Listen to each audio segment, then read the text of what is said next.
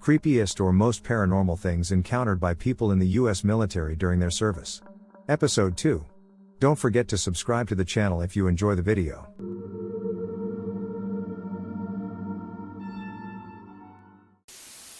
Not so much seen, but definitely heard.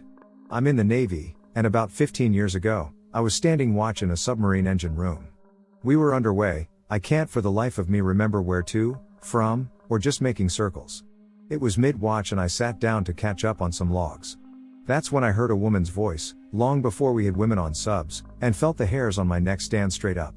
I got up, looked around, and found the other watches shooting the shit or doing their daily tasks. I thought maybe I had dozed off and dreamt it. I sat back down and heard it again, and it sounded like it was coming from outside the hatch I was sitting under. I said fuck this shit out loud and went to just be around the other guys on watch. I still get chills thinking about it, even now. This is a story I was told by a guy I was in school with. He claimed to have had this experience firsthand, but it's now third hand to you folks, so a couple grains may be appropriate. The USS Stark, back in the 80s, was in the Gulf and was hit by a pair of Exocet missiles. As the story was told to me, the search radar wasn't on, so the first indication that the ship was under attack was the forward lookout going, "Holy shit, is that a missile?" And one of the missiles, on impact, gutted the bosun's locker, and they were all in there, bullshitting and having coffee or something. It's hotter than the Devil's Taint in the Gulf. The ship was saved and rebuilt, and supposedly, you can still hear those bosuns still chilling and bullshitting. Not angry, not sad, like they're still having that conversation and don't quite realize they are dead. Slightly creepy, more paranormal. Not sure if I buy it, but yeah. EM2 Kelly did, and he wasn't one to believe in ghost stories. I was a machinist mate in the US Navy. I finished my time in January of this year. I worked in the machinery plants. When we pulled into port, we'd cool down the plants and go into cold iron. Everything's shut down, we're on shore power. There were 2 watchstanders who monitored the entire machinery room, cold iron watch and a senior roving watch who got to chill in their office or rack. Chew was manned at all times. So I had the great joy and pleasure of being the only person in a machinery plant where people had died before, for up to 8 hours at a time. I heard all of the spooky noises, both unexplained and explained. I'd swear someone was calling my name, I was the only person down there. I'd see shit out of the corner of my eye. Things wouldn't be where they were supposed to be. Unexplained bangs and noises. I'm sure it's all easily explained by sleep deprivation and copious amounts of death wish black coffee, but that shit gave my atheistic ass the heebie-jeebies like nothing else. I was a corpsman stationed in Okinawa between 2014 and 2016. There are a lot of stories about Oki being haunted as shit. I heard a lot of Marines tell me about episodes of sleep paralysis, where they'd wake up at night unable to move, with dark figures standing over them, or more often, women. Camp Hansen was particularly haunted, or so they say. I worked ambulance services there, and there was a particular barracks building, I can't remember the number, that received quite a few calls while I was there for possession-type incidents, where Marines would suddenly become extremely violent and begin screaming about demons to the point where it would take about 10 people to hold them down. I personally responded to one such incident. A Marine was just drinking beer down by the quarterdeck. A well-known Marine with no prior history of mental illness or incidents, a pretty straight shooter, suddenly became delirious at the drop of a hat. He went from chatting normally to smashing his face against the stairs, screaming "Make it stop." I arrived on scene, and he was being held down by at least 8 or 9 people. He was thrashing wildly and contorting like something out of The Fucking Exorcist, trying to smash his head back against the floor. All the while repeating "Make it stop." I did my job and got him to the ER.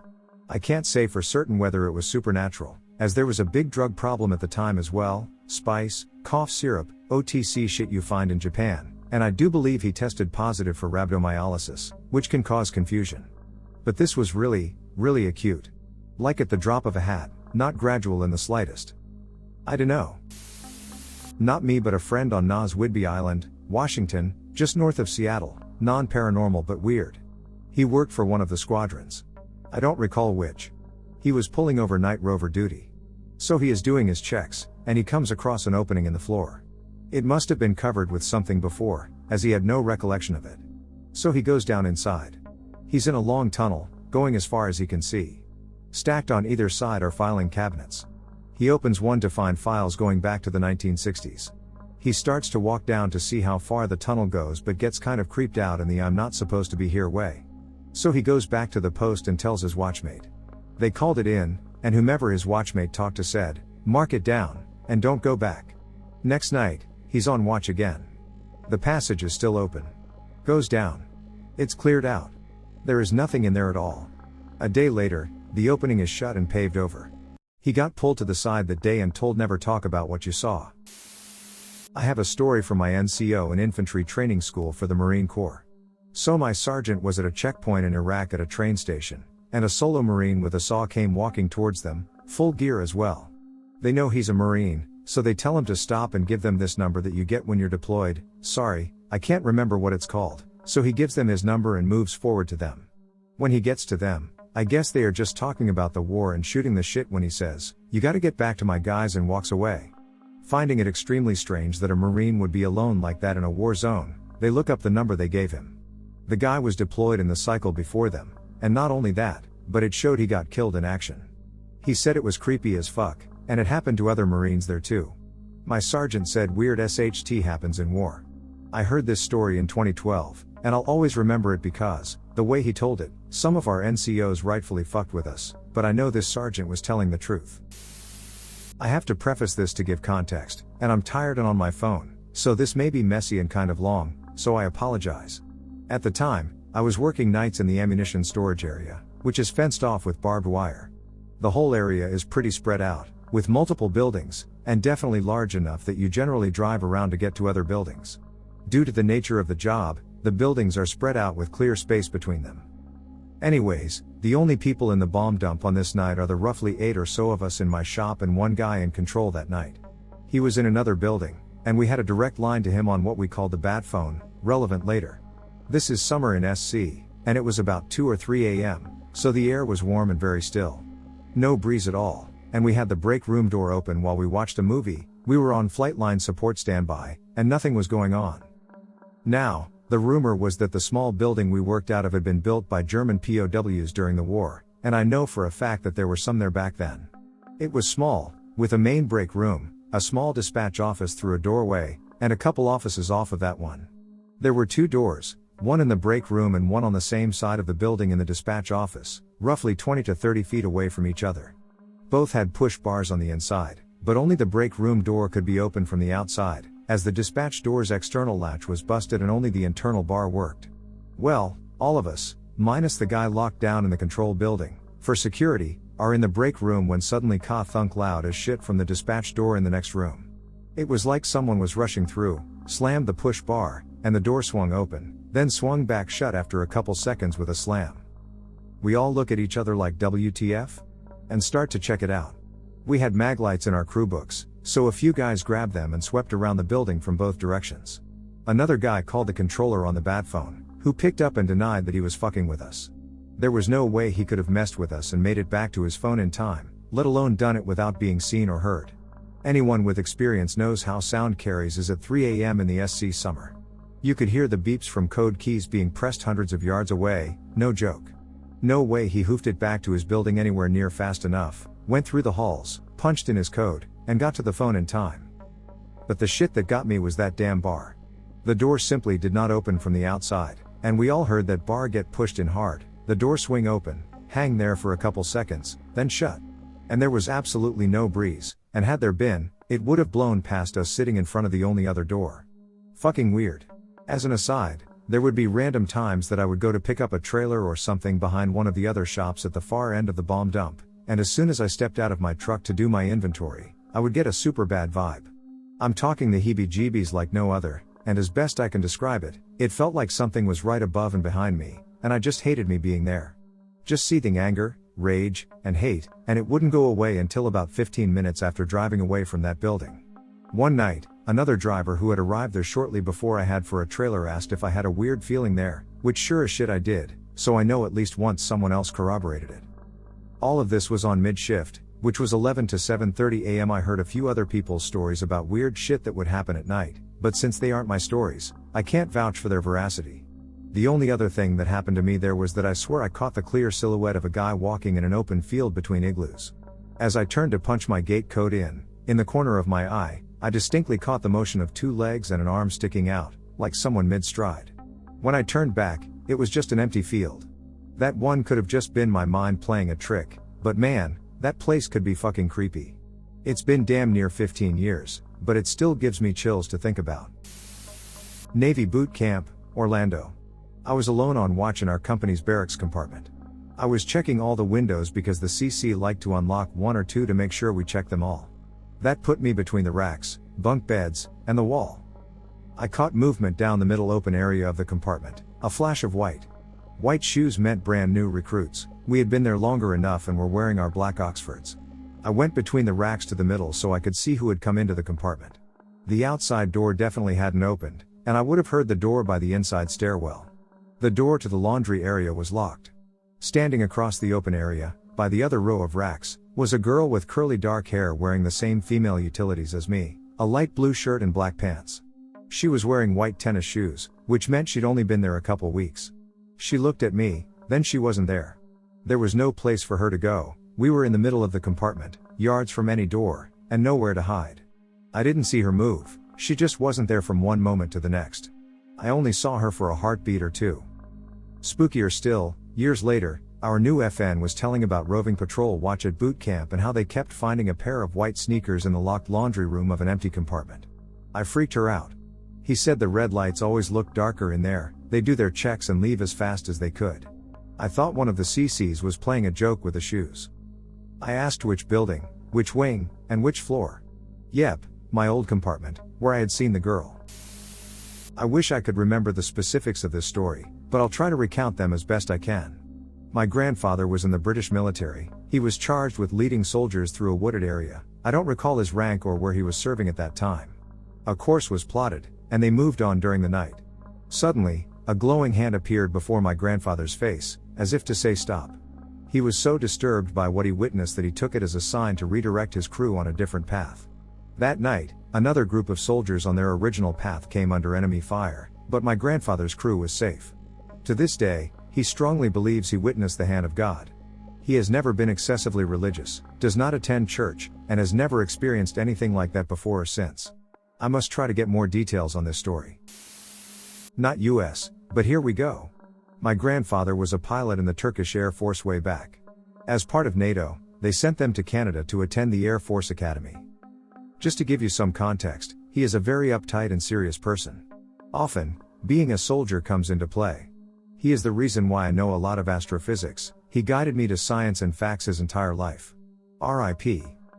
Anyway, he told me he and the rest of the school, including the flight instructors, witnessed an UFO hovering above the main building. He said it came so close to the ground that it was basically impossible not to notice it. Then, just as baffled as people are, UFOs just shoot straight up almost instantly. They must be pulling a force that would easily kill a human being. I never saw UFOs with my own eyes. Every object I have ever seen in the sky had an easy explanation. Some took longer to realize, but now it comes to me very naturally.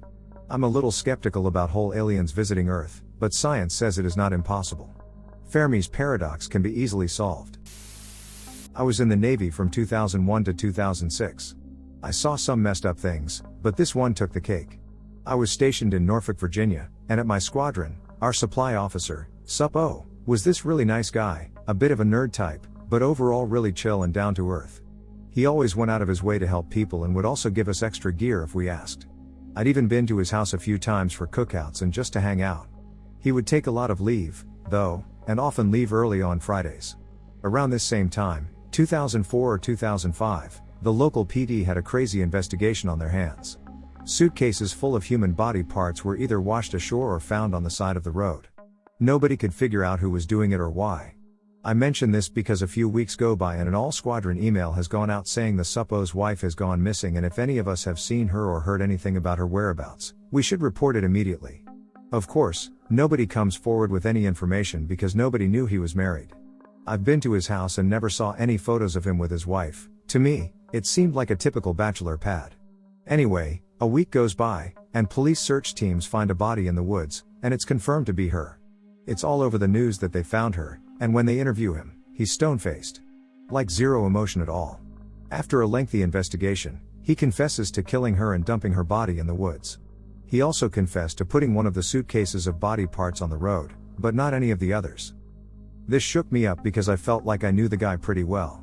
We joked around a lot at work, and he just seemed like such a normal guy. While serving in the US Army and Germany in the 1980s, my job was to guard the border and do patrols at night. One night, we came upon a balloon flying through the sky from the east. This was a no-fly zone, and to see this balloon freaked myself and my SG out.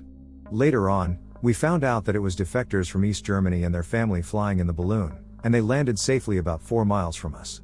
Although I never got to see the family, I later found they had tried once before and failed. Freedom at all costs. I still have chills from seeing that thing blasting the gas nozzles to lift it along.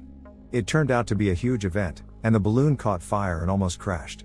It was shocking to see that thing coming across the border, and I wondered what it was. So I'm currently stationed on an aircraft carrier commission in 77. There is never a lack of creepiness on that thing at night. I work security on it at night, and we rotate from nights to days every so often. I remember one night my buddy was heading up to the flight deck with a rifle from where our armory is, first deck, up to the flight deck, 04 level, which is a 5-story difference. It's a lot of distance to travel alone at night. So he gets to a certain part of the boat that's almost pitch black, one spree douane from the flight deck, and he hears these footsteps behind him. He looks back, and no one is there. So he picks up the pace, and as he does, he hears the same footsteps.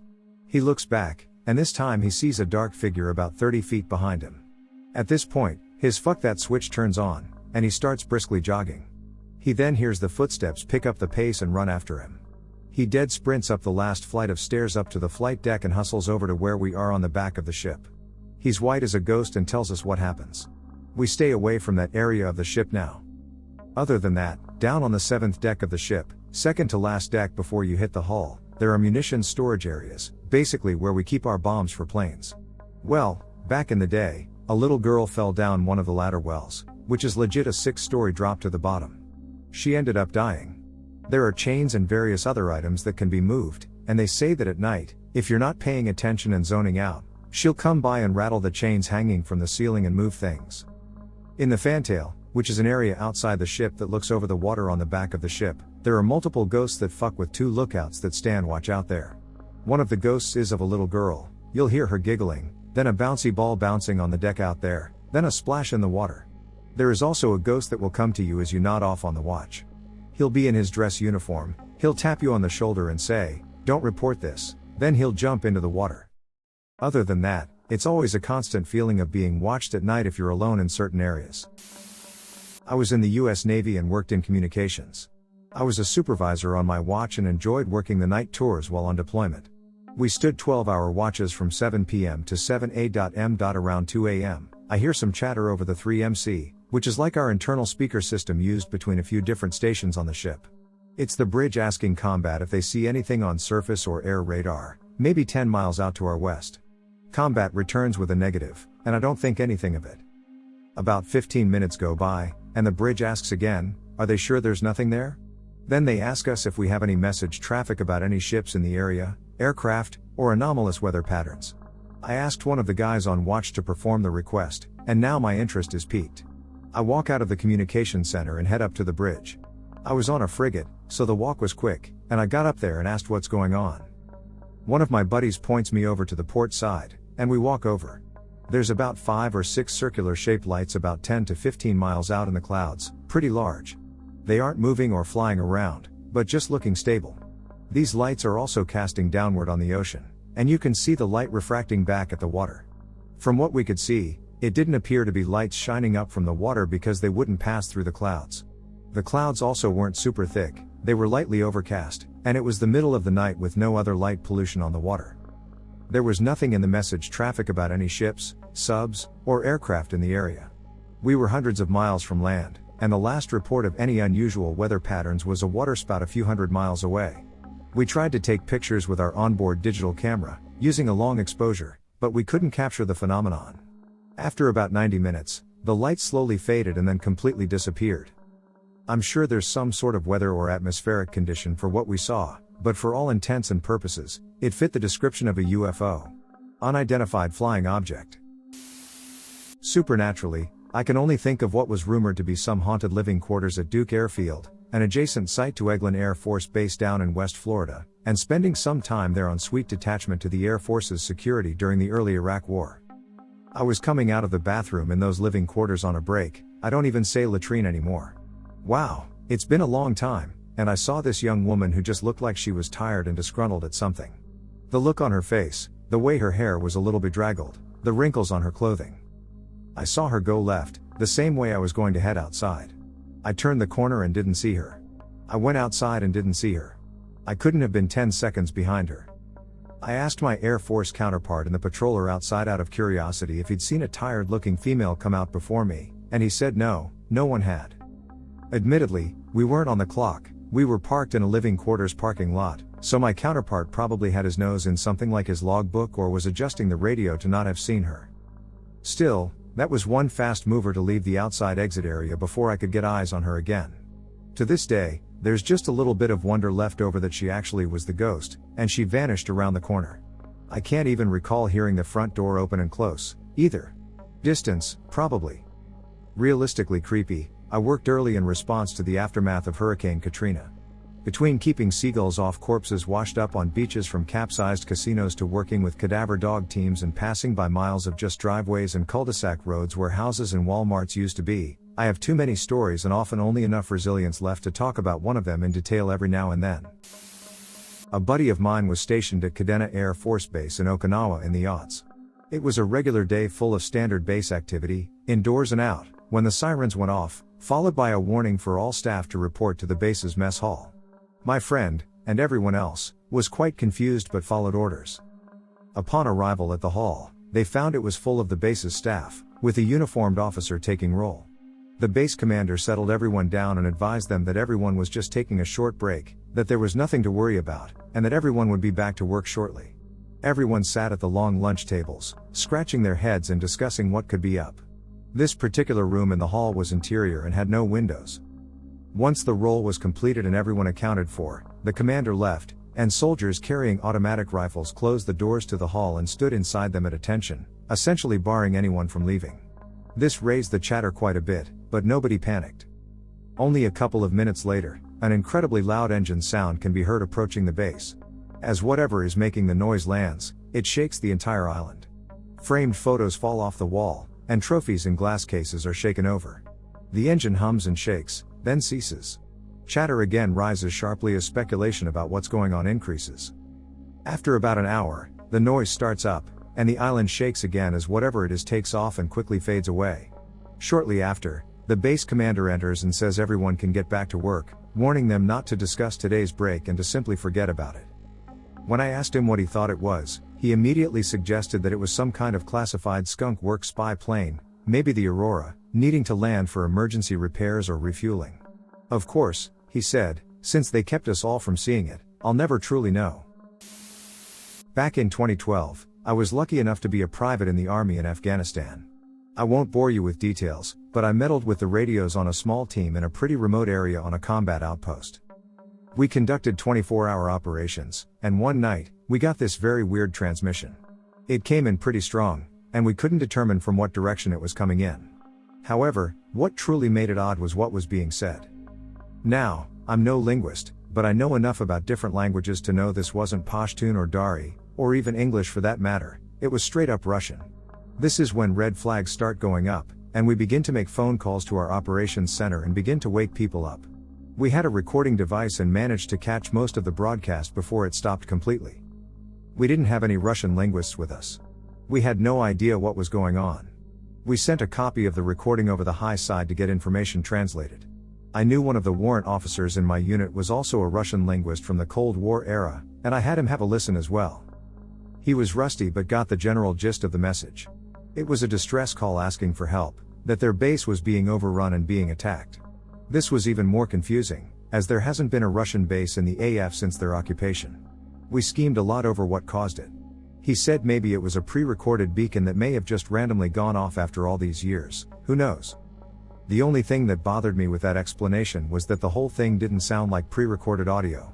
There was an obvious level of distress in their voice. Albeit, there was no background noise to it. Fort Carson, during the Warhorse Strike 2015. It was the last day of a 2-week field problem. We were all packed out and ready to go home but couldn't do so until the next day because our good friends in the Arty Battery lost a pair of C in the dark flavor MREs. Naturally, we were all out of dip, smoke, and coffee, and from our location, we could see our barracks near the helicopter field. One of our "I'm retiring this year, fuck all of this" E8 types who was fiending for some nicotine arranged a night patrol.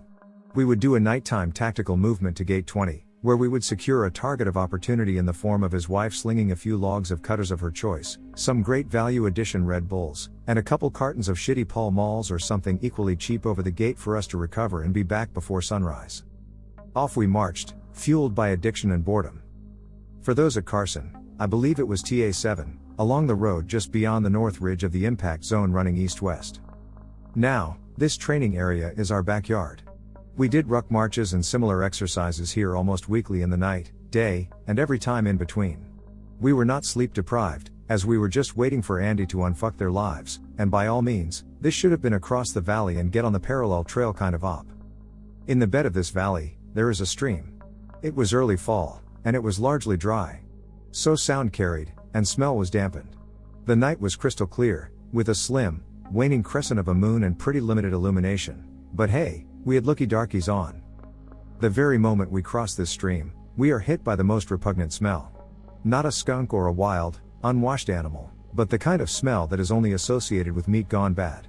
It's not uncommon to find dead deer and the like out here, but we've been training in the area all week. There was nothing here the entire time, and this is the kind of smell you wouldn't have missed had you tried. Like, some advanced decomposition shit. We wanted our drugs. So we pushed on, writing it off as a dead animal.